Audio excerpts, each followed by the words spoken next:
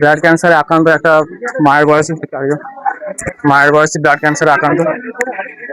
কে হয় আপনার? আমার মা। মা হয়? নেই নেই, বাড়িতে নেই? না, বাড়িতে নেই। কোথায় হসপিটালে? কোথায়? কলকাতা। কলকাতার চিত্তরঞ্জন। চিত্তরঞ্জনে ভর্তি আছে।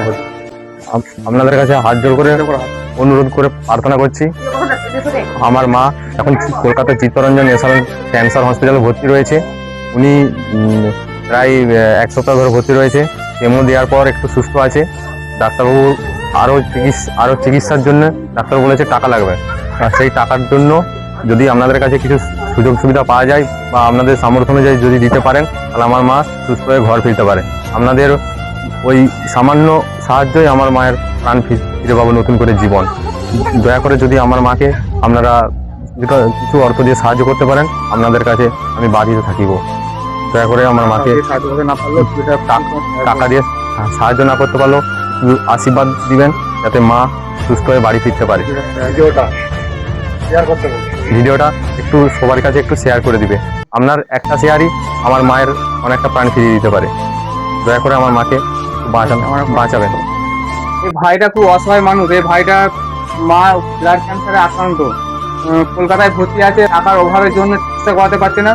যেখান থেকে ভিডিওটা দেখবেন, যদি টাকা দিয়ে সাহায্য করতে না পারেন, তো আপনারা ভিডিওটা প্রচুর পরিমাণে শেয়ার করে পাশে থাকবেন, যাতে এনার মা সুস্থ হয়ে বাড়ি ফিরে আসতে পারে। ফোনপে নাম্বার, এটা কি নামে আছে ফোনপে নাম্বারটা?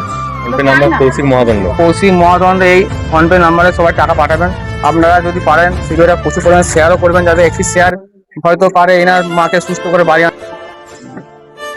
বহুদিন থেকে চিকিৎসা চলছে, বাঁকুড়া পর্যন্ত নিয়ে গেছে। বাঁকুড়ার থেকে ঘুরে আবার কলকাতা নিয়ে গেল। কলকাতাতে নিয়ে গিয়ে ওখান থেকে মানে এমন অবস্থা যে আর টাকা পয়সা বাড়িতে একদম নেই।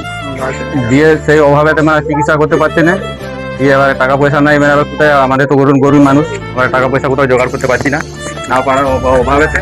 এবারে ওই কলকাতা দিয়ে আছে, ওখানে ডাক্তারবাবু বলছে টাকা না দিলে আমরা চিকিৎসা করতে পারছি না।